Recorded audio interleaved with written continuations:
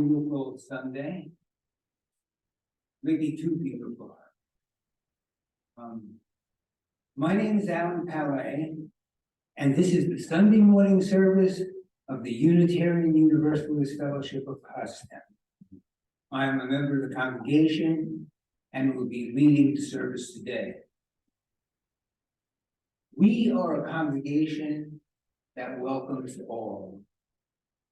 Black and white, gay and straight, liberals, conservatives, atheists, theists, mystics, rationalists, and more can find a home here because UU principles and culture support and celebrate a diversity of individual identities and a diversity of ideas. Further, we support the idea that wisdom can be found in many sources: the sciences, the arts, the humanities, the religions of the world, and in one's personal experience. But with all this diversity, what ties us together as Unitarians? First, a shared commitment to our seven principles, in which we promote ethical behavior, compassion, intellectual freedom, and spiritual growth. They are written, those 7 principles are written on the back of your order of service, and in fact, they're written on the back of every order of service. Second, the loving kindness we offer one another.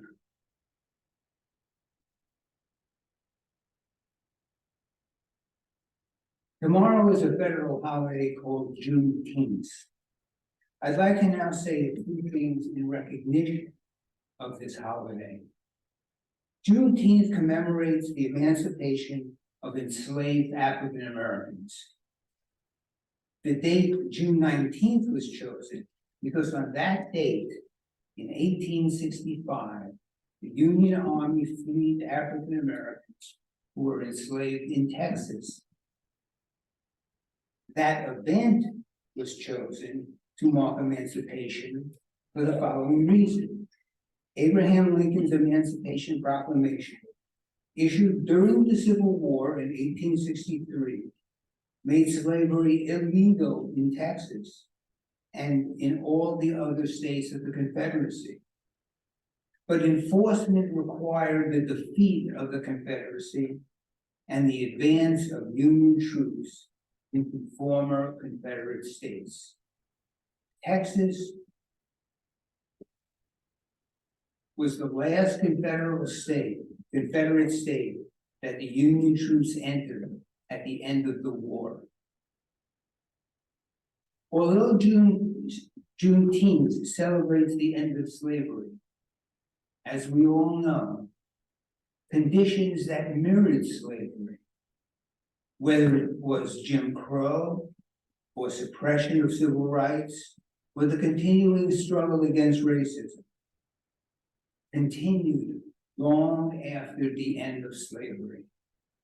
So the Juneteenth holiday reminds us where we have come from, and it also inspires us to think about where we want to go. Okay, we come to lighting the chalice. We don't have many rituals in Unitarian Universalism. One of them is lighting the chalice, the event that marks the beginning of the main part of the service, where we change the focus of our minds from our everyday activities, our to-do list, to a more relaxed, contemplative state.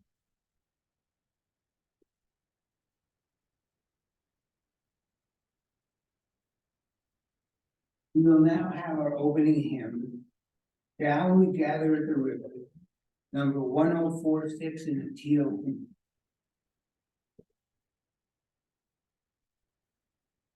And we'll sing verses 1, 2, and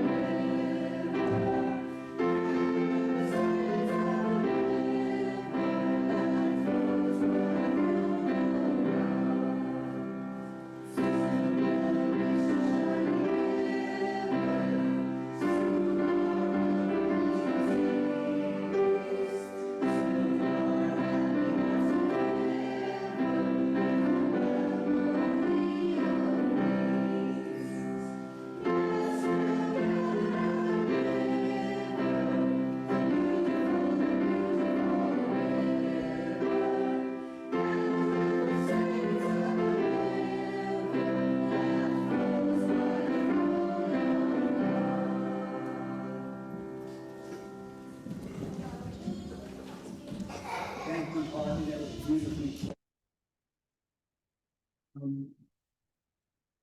Our guest speaker today, Dr. Susan Munch, is a botanist who earned her PhD in botany from the University of Washington in Seattle.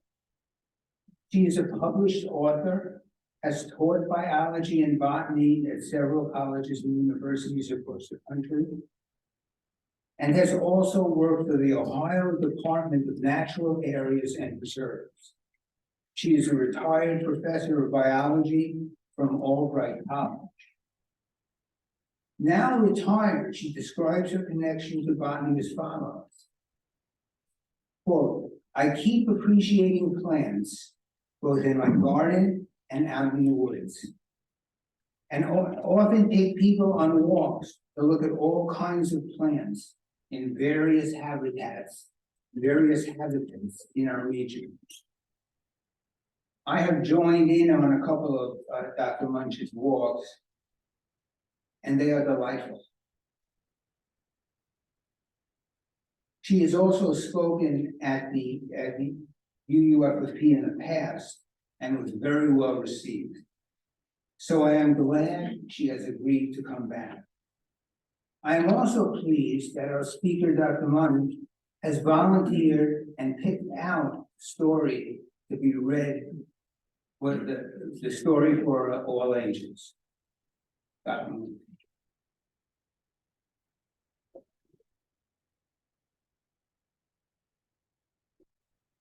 Will the children come forward?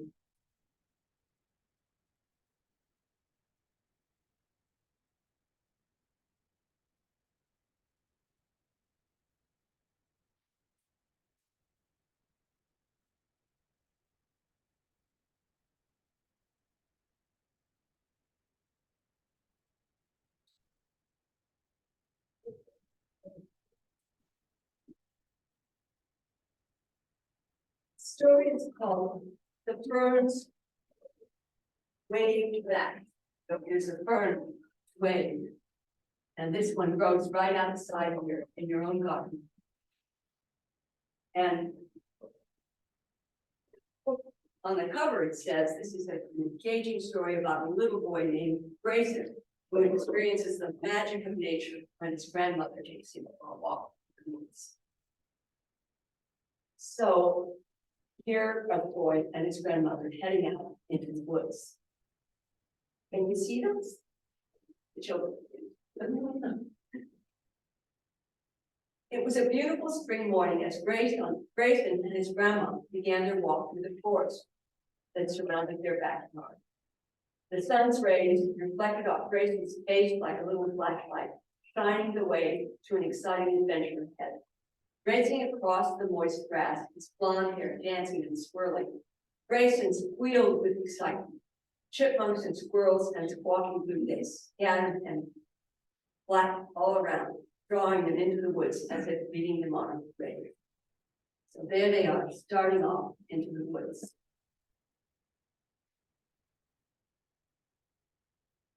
In the forest, the shade from the tall trees began to block the sun from above. Below, there was a carpet of pine needles that lined a pathway. As they crunched their feet over them, there was a sweet aroma in the air. Grayson took a deep breath. It smells like Christmas. He ran ahead of Grandma, swinging his arms back and forth like a little baby bird, trying to fly. Wait up, little one, called Grandma. Grayson found a large, oval-shaped rock covered with moss and jumped up on it to wait for his grandma. Look at me, he yelled. I am king of the forest. His grandma caught up to him and grinned. You certainly are. Grayson proudly left them and they continued on their journey. So here you see the little boy jumping up on the rock, and the moss is growing on the rock, and his grandma catching up. And then next,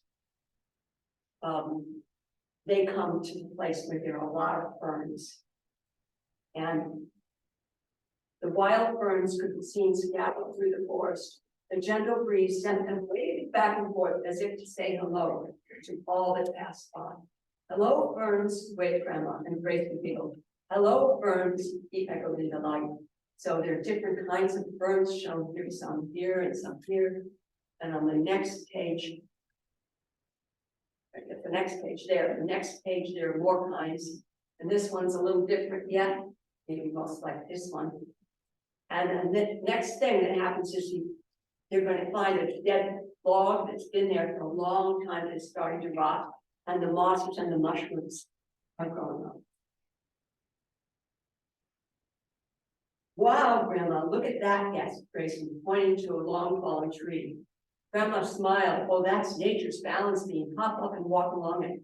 Grayson jumped up and began to walk along the fallen tree. He was a bit wobbly at first, but soon got his balance. Pretending to be a gymnast, he placed one foot in front of the other all along the tree's trunk.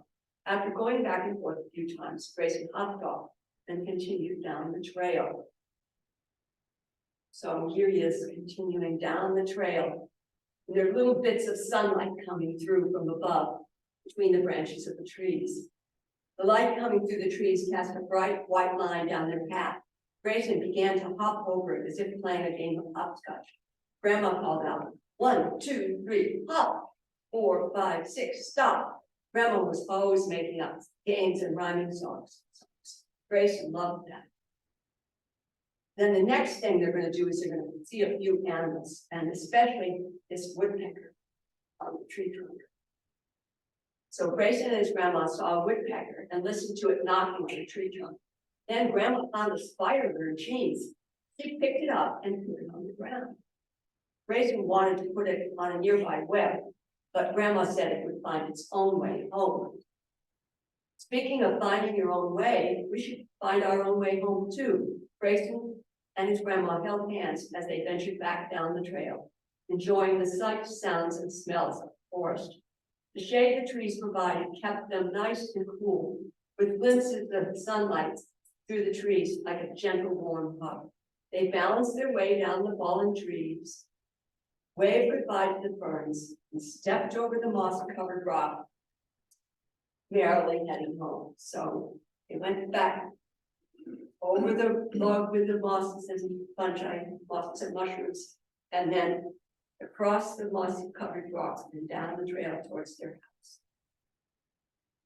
So the one thing I didn't say that I meant to is that, do you know why this tree smells so good? Why, I mean, this forest smells so good, like Christmas? Yes. It was pine trees? It was pine trees, yes. So this story takes place farther north, like in northern New York or southern Canada, where most of the forest has pine trees or spruce trees or all those needle-leaf trees that we don't have so many of them. So those are the trees we usually have at Christmas. So it smells really good. Okay, let us sing the children do their lesson.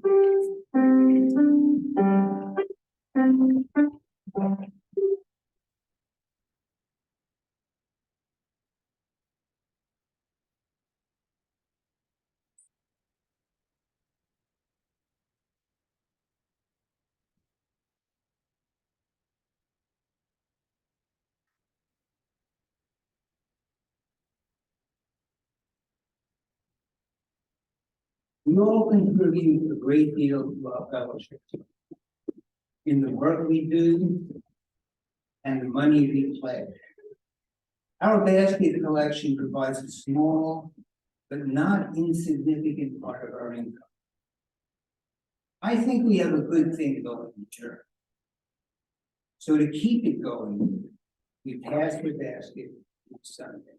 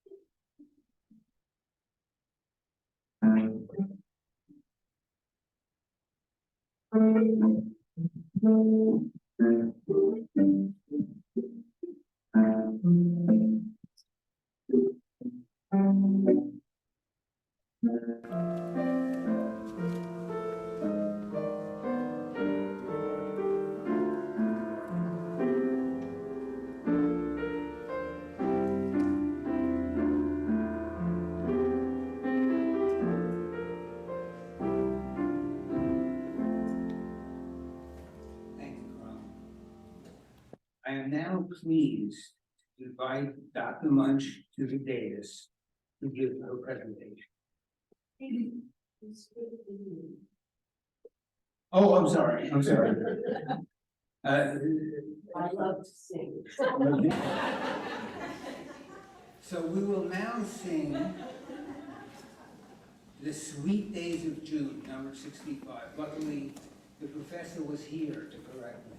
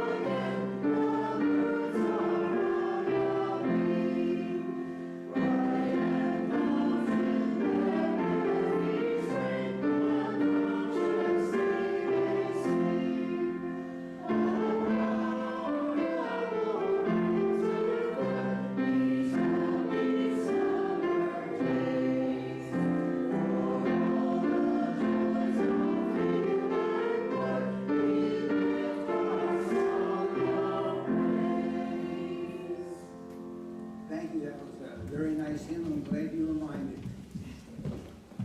I chose them. Yes. They mentioned things like. Right.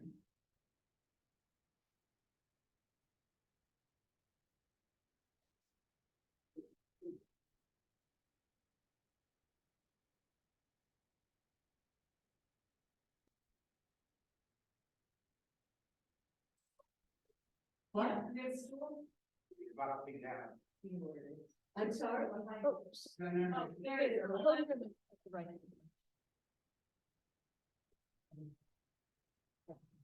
Oh. Oh, I'd rather not be there.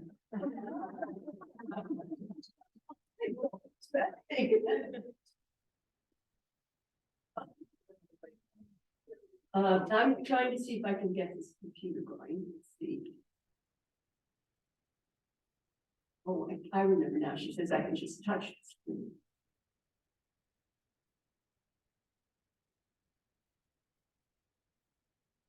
There. So just for a minute, you could look at that one, but I think next I'd like to show you this. And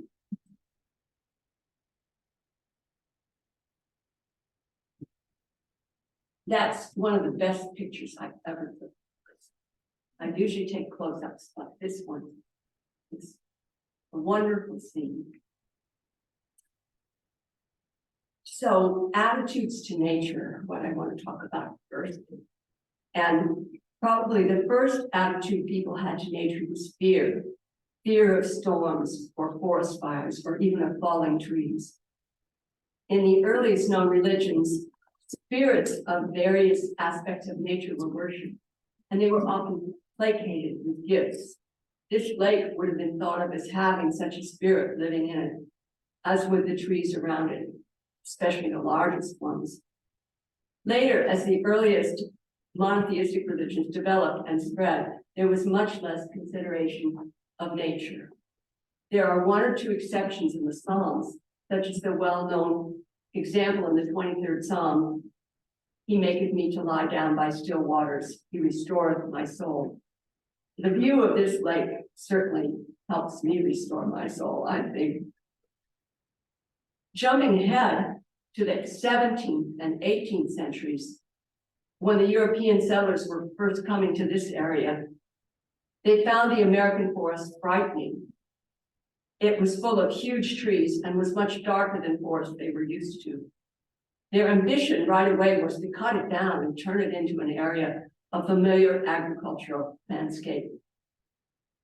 Then in the 19th century, people increasingly had their own areas tamed, and some of them began to visit wilder areas to the north and west.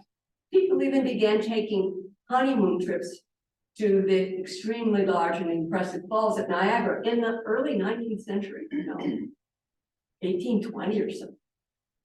By mid-century, a few people were traveling west to see the Great Rocky Mountains. Find the right button there. Now I've learned it. So the song America the Beautiful was written about 1850 by a woman who had actually seen the Purple Mountain Majesties that she put into a familiar line of the song that we sing. The wonders of sites like Yosemite, this is a mountain kind of similar to Yosemite at least. Our first national park was Yosemite, and the wonders of sites like Yosemite, which was founded, here, let's start that over. Yosemite was our first national park, and it was founded in 1852. And the wonders of sites like Yosemite were celebrated as evidence of God's power of creation at that time in the 19th century. That's how people thought of these impressive sites in the West. About the same time, the big trees, or sequoia dendrons, were discovered on the east side of the California mountains. I think that's the only picture I had to borrow. Notice it says Save the Redwoods. So they were discovered in the middle of the 19th century. And by 1890, they were very popular with visitors. And some of them had been put in our second national park.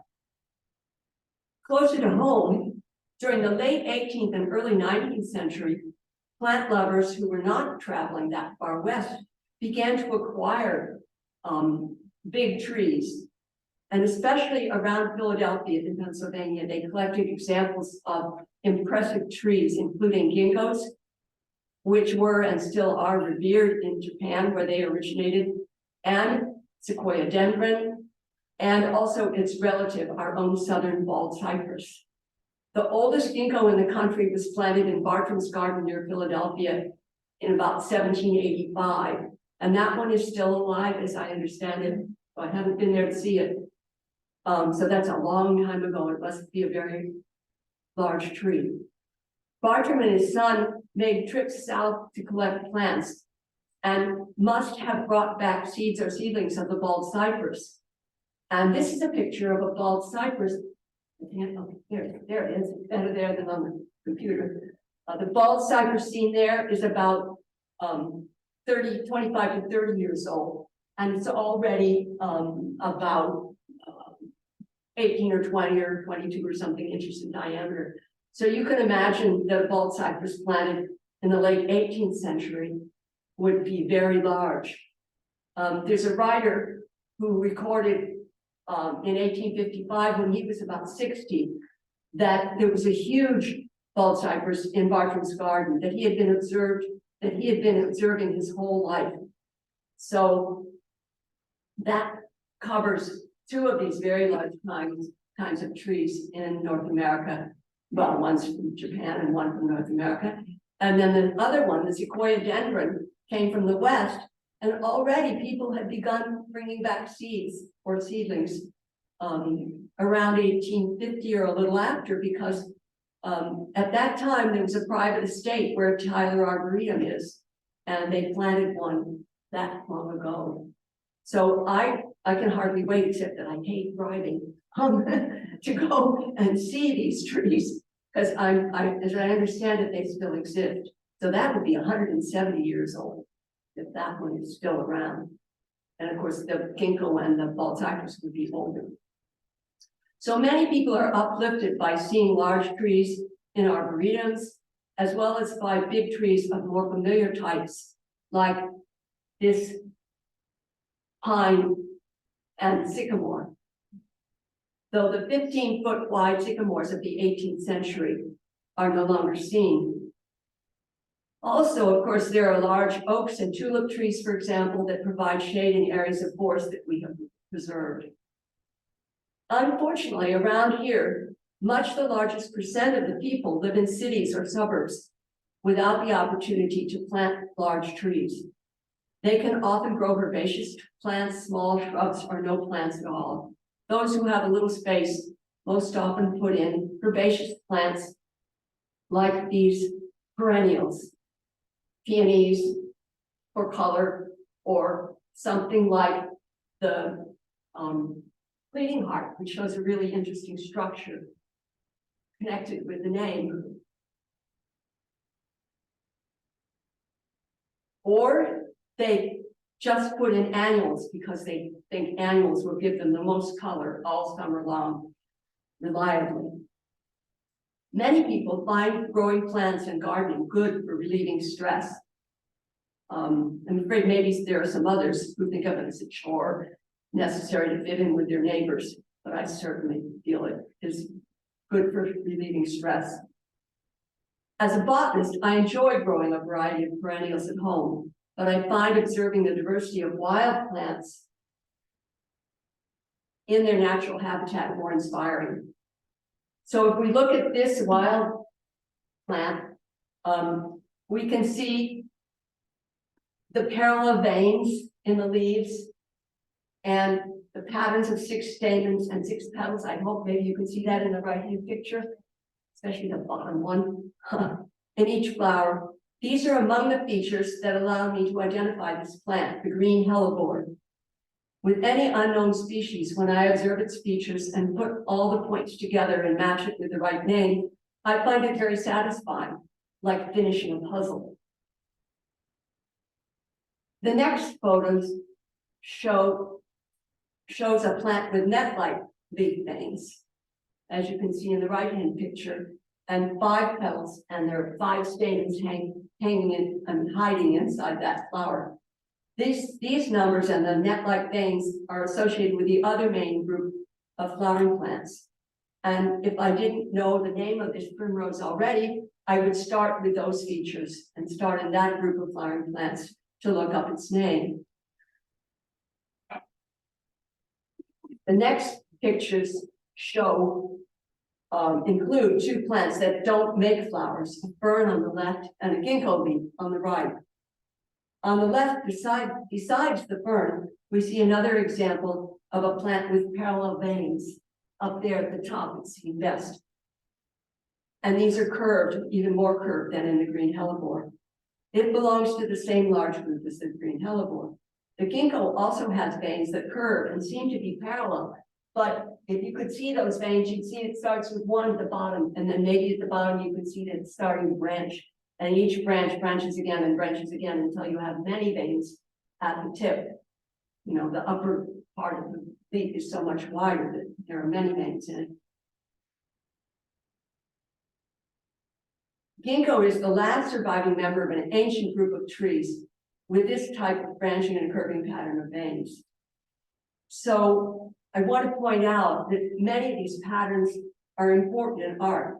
These repeated curving lines often represent a gentle movement, soothing to most observers. Plant patterns are often used as decorative elements in various crafts, for instance, in pottery or even in fine china. Also, neurologists say that the human brain is very much adapted to recognizing repeated patterns. For instance, the repeated patterns in the fern leaf, with the leaflets getting more or less the same shape, but bigger at the base and smaller as you go towards the tip of the leaf. Maybe it's because of these repeated patterns that plants are so often pleasing to our eyes. My favorite plants to illustrate these patterns are the ferns and the mosses, and I will show them to you in more detail after a bit. They need more water than other land plants, so I'd like to make a little digression on the importance of land plants the importance of water to land plants before I continue. Besides mosses and ferns, some larger plants also are adapted for various reasons to wet habitats. Like the alder tree in bloom in March, a short walk down the road from my house. It is the water in their cells that keep the leaves of land plants spread out and flat and stiff so that they can absorb sunlight. it's as if their skeleton is maintained by water pressure. So if they lose water, can't get more. If it's too dry, the leaves sag and wilt, and then they can't absorb sunlight or carbon dioxide. Different kinds of plants are more or less efficient at taking up water or at conserving it, and the less efficient must live in wetter habitats. For example, the alder, or if you were over here, over this way from that alder tree, on the other side of the stream, you could see a really rare marsh fern. Too bad I don't have a good picture of it. Wet habitats also are warmer than dry ones. And so on the right, even though it's pretty early in March, you can see that the grass has already started to be green and growing. And so plants that live in wet habitats have a longer growing season, and that they're growing by the flowing water in the ditch right before it runs into the creek. You don't have to travel very far to see diverse plants in moist places. You have to only go down the road in some cases or in some nearby park, not halfway across the country. On the left is a photo of ferns and mosses by a tiny spring-fed stream in French Creek State Park. That corner of the park is really beautiful and must be the sort of place that the poet Chris Albright was thinking of when he wrote these lines. He says, "Curl my toes on this mossy ground, feel the earth vibrating from deep underground. This place calms me down, cool moss covers the ground." I completely agree with these feelings, but I have to point out that there are many kinds of mosses, not just moss. So if you could look closer on the left side, you would find several kinds of mosses along that stream. And on the right, you see sphagnum moss or peat moss. There would be some of that growing next to the stream on the left. But the picture I took that shows on the right was taken at Ricketts Glen State Park by a lake out in the sun. And this particular species has an unusual feature for mosses in that it turns red when it gets sun on it. So you get this sphagnum moss. You can see some greener ones up on the left side, left upper corner. But when it gets enough light, it turns kind of a purpley red. So that red color is particular to this species of sphagnum, and it's the sun that causes it. This sphagnum and other sphagnums that are sometimes out in the sun can grow there because of the water storage cells that are in the species, in the leaves. Every species of sphagnum has special empty cells in its leaves that can soak up water and hold it for longer than other mosses. And so they often even influence the moisture of the whole habitat that they grow in because they store so much water. Ferns and mosses require a lot of moisture at least part of the year, especially because they both reproduce by tiny spores, which are much more delicate when they start to grow than seedlings are. Mosses have no roots to absorb water or protective wax on their leaves, as ferns do. And mosses, for that reason, can grow only when damp. They have to go dormant if they're dry. And they can only stay in dormancy for a limited amount of time. So if the rain doesn't come, they might even die. So let's look next at a fern. So this is a larger plant than moss, obviously, and it has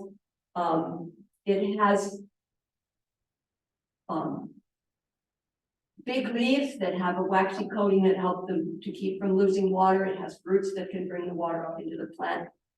But it reproduces by spores, and those spores have to land in a damp place in order to form the adult fern.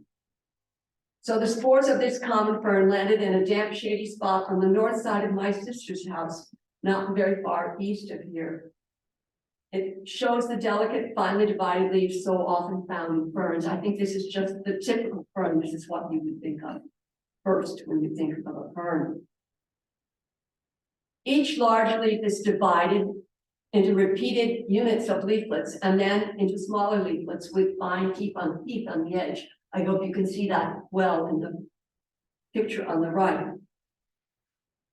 Other features of ferns are shown in this much rarer species. It shows the characteristic unrolling of the new leaves in the lower left picture. And when the fern leaves are in that stage, they're often referred to as fiddleheads because people compare them to some of the carving on a violin.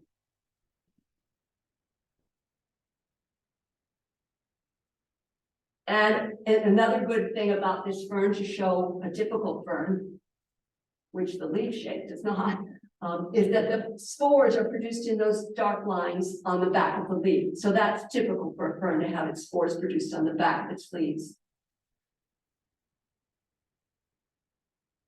These two examples show more repeated patterns of spore production on the underside of fern leaves. The round spots are the most common on ferns around here. And they're shown on a leaflet of the first species that you saw, the one that came from by my sister's house. It's not quite ready to release the spores, but almost. Whereas the second picture shows the spore-producing areas arranged in chevrons on the back of the leaf. I hope you can see those. And this fern is not as common, but it lives in damp places in several forests around here. For instance, in Oley Forest State Park, and there are some others farther east too, I'm sure. It likes a really damp, shady spot. I bet you find it in that piece of ground, you know, the Ferndale Park in North Coventry. I bet you find it there in one of those wet spots near a small stream. Okay, the next picture is of ostrich fern, and it has more curving and repeated patterns. The curving patterns are the final stage of the fiddleheads as the tip of the leaf unfurls. So it's later in the spring in this picture, not in the early fiddlehead stage that was habitually eaten around here back in the 18th and 19th centuries. This fern was often planted close to houses, really convenient, right next to the house, so that people wouldn't have to go out in the swamp to find the earliest growth to cook. They gather the little developing leaves at a stage about this big, you know, to cook up for their first spring green. So the fern often persists close to old farmhouses around here. I mean, I know they are in Berks County. I suppose it would be that way here too.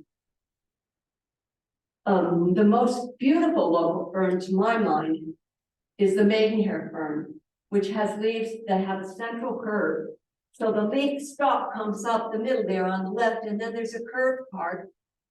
And then the larger leaflets radiate out from that center, and then the smallest leaflets show where the spores are produced. This one is not quite typical. Instead of having the spore producing all over the backs of the leaves, it has the smallest leaflets with a smooth edge. If you look on the right, you can see a smooth edge on the lower part of the leaflet, and then up above, maybe you see a roughness to it, and that roughness is where parts of the leaf edge are folded over to protect the developing spores underneath.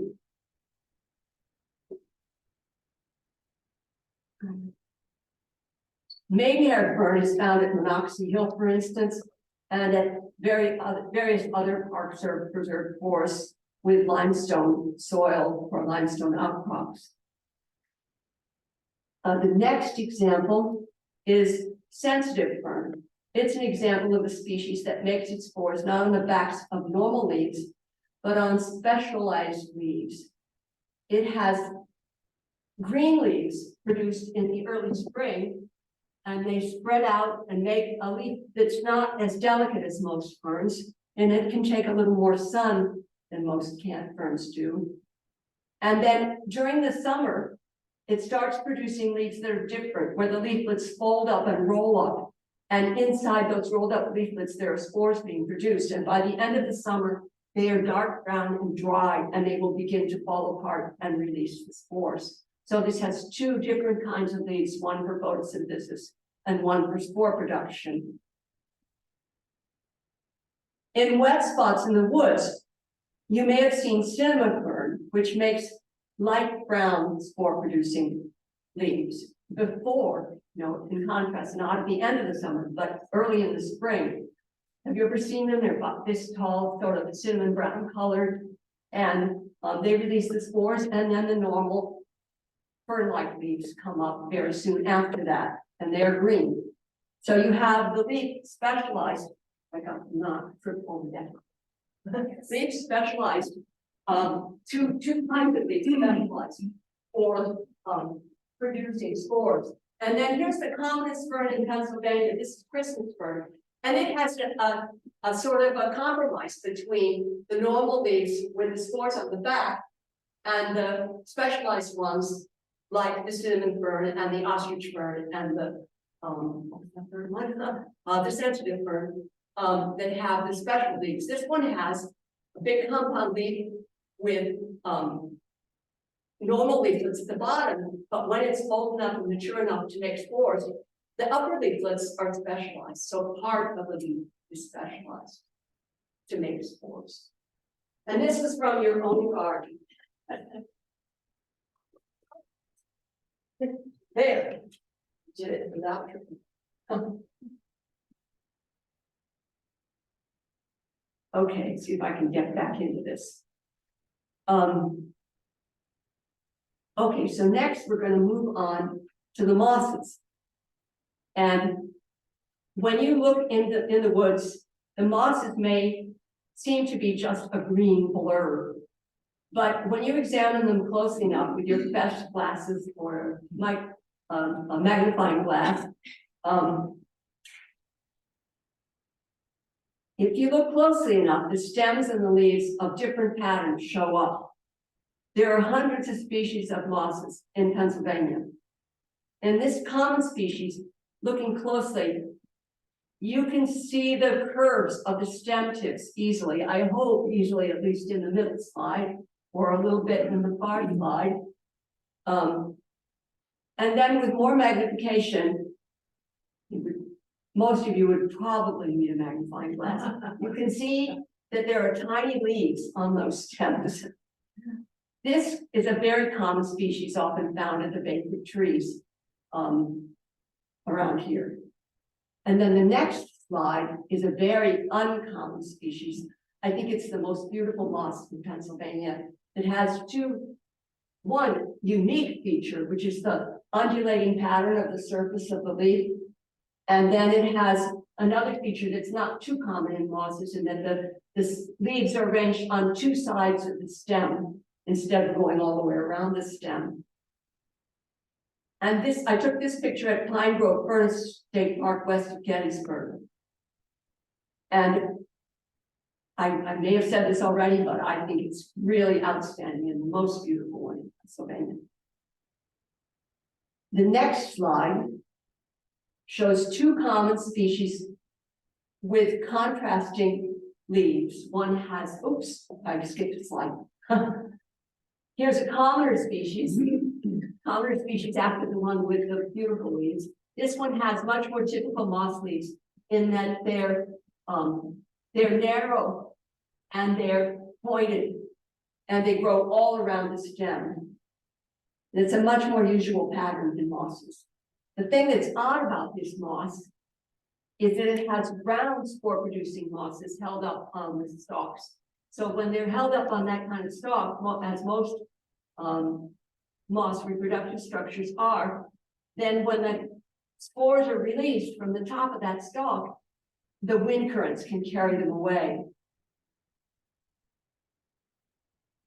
And because of the shape and color of the spore-producing structures here, this is called apple moss. They're red at a certain stage, they'll turn brown later, but the shape is really quite unusual in mosses.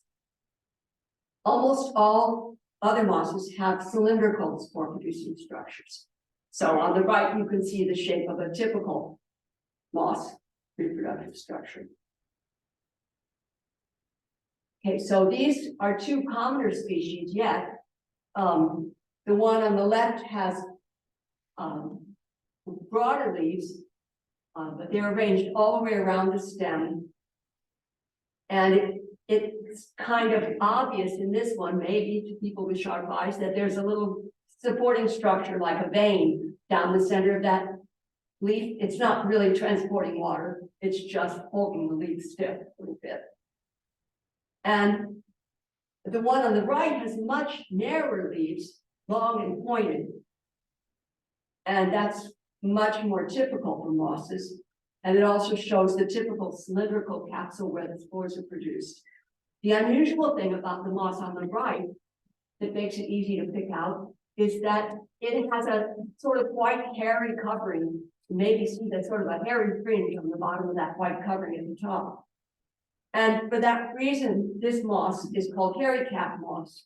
It's pretty common in slightly drier places in the woods, maybe up the hill a little bit from the stream. The next slide shows two examples of moss-like plants. They're usually referred to as liverworts, but most people think of a sausage when they hear that name. And these are not quite like mosses because the leaves are a little different shape and they're always arranged in two rows, and they don't have the same type of reproductive structures. You never find that brown upright thing with a cylindrical capsule at the top on these. So there are two basic kinds of them. One is with the leaves, and this one on the left is a very delicate, beautiful one found on the rocks in a spring-fed stream or beside the stream. And the one on the right is a much tougher thing that with like a stem that has spread out to make the photosynthetic tissue. It doesn't even have any leaves really. That's just a mass of green tissue creeping along the ground. And that one is much more common. It lives in wet places, in greenhouses or nurseries. You may have seen it in a flower pot someplace, or in some parts of Pennsylvania, probably farther north, it may be found on bare ground after a burn comes through, after a forest fire. Okay, so almost in conclusion, all the sort of the next to last thing I'm going to do is to read some of the words of hymn 81. And this hymn shows the larger view of ocean and mountains as being impressive and inspiring parts of nature. So it goes, the wordless mountains bravely still, the ground below us firm and free. The gentle quilt of field and hill shall grant us solid dignity. The slow and gracious ocean deep and raindrops gathering one by one feed well springs in our souls to keep for times when tears like rivers run. The earth and water bear fire and air, the elements of wondrous grace, the glory of creation rare, encircles us in its embrace. In contrast to this larger view, after hearing me out today, maybe you will add to the idea of nature as grand and impressive a different view of it, looking at smaller aspects. I hope sometime you will find a shady, moist spot near at hand where you can observe a diverse group of small plants like ferns and mosses in closer detail, and then return home refreshed and at peace. Yeah.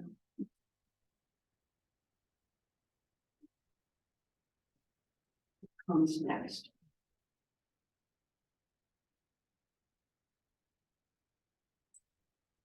There.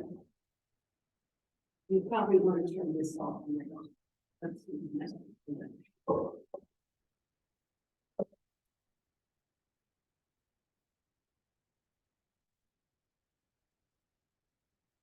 I forgot how to. You can leave it on. Leave it on, okay. Okay, it's a beautiful picture. Well, thank you, Dr. Munch. I feel the same way that you do about some of these things. You know, out west, we have mountains that are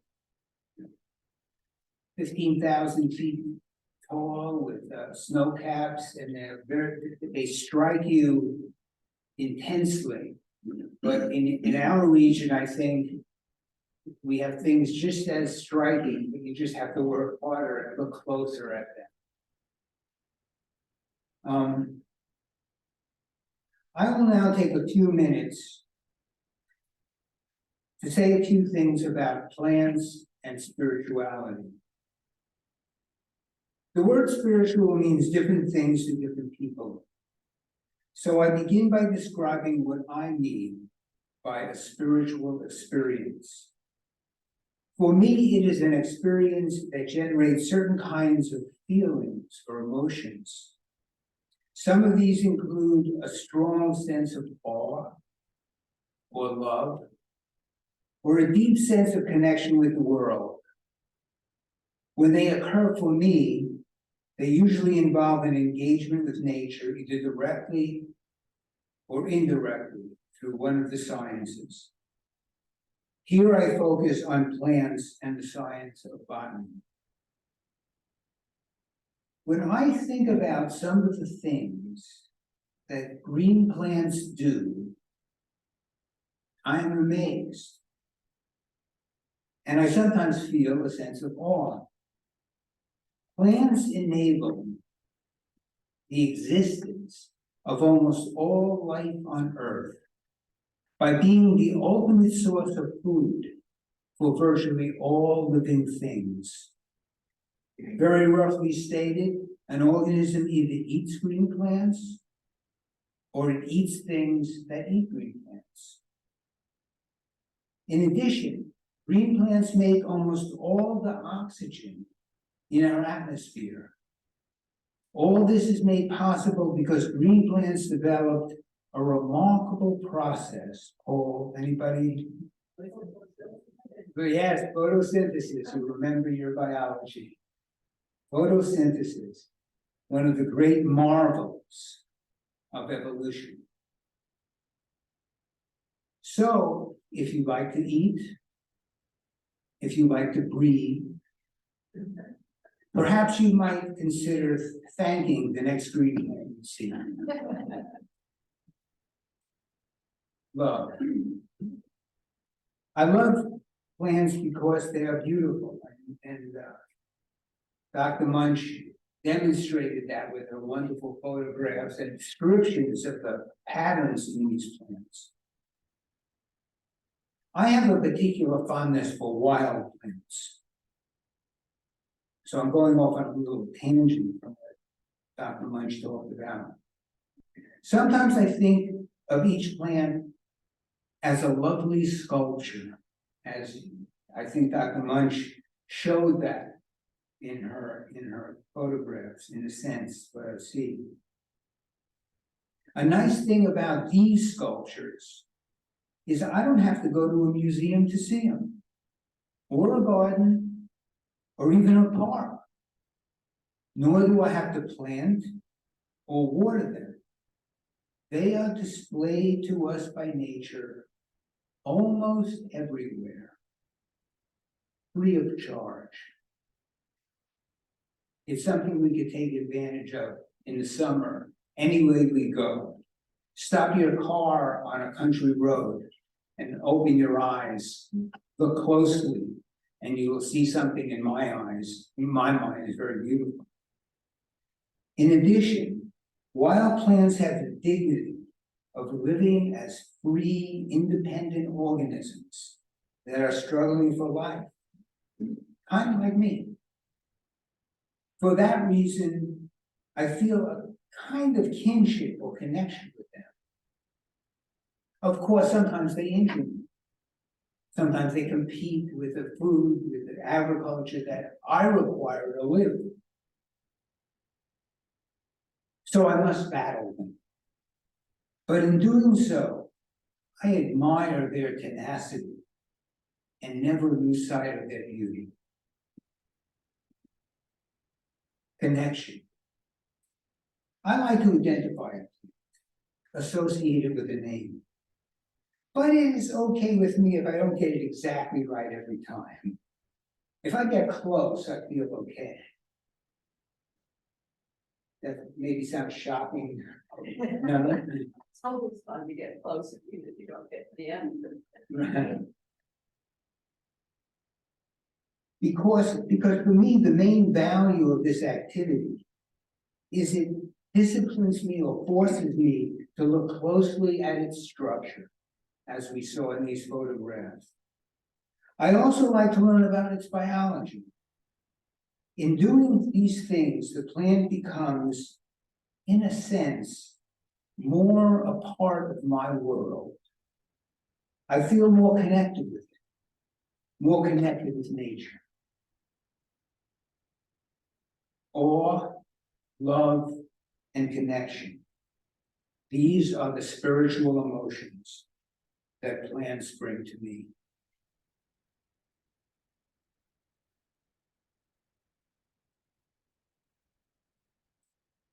We will now go to our closing hymn, All Creatures of the Earth and the Sky, verses 1, 3, and 4, and it's number 2.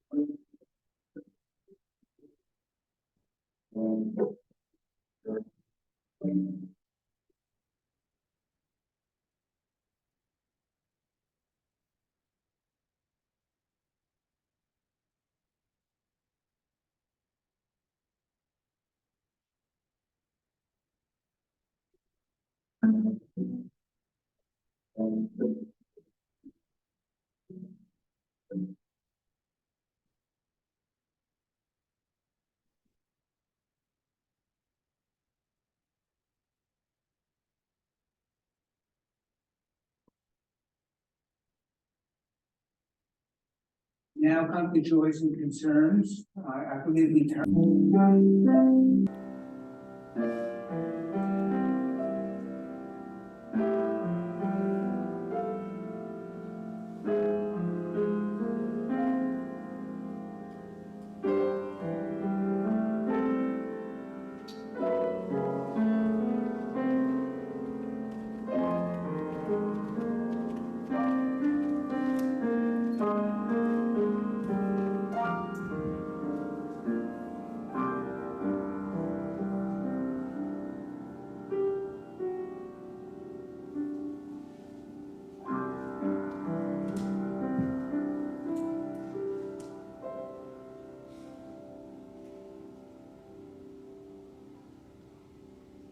Thank you, Carly. Now we'll come to extinguishing the chalice. We end our service today by extinguishing the chalice. While the physical light goes out, may the light of this service stay with us. Thank you. Please join us for the third Sunday potluck lunch.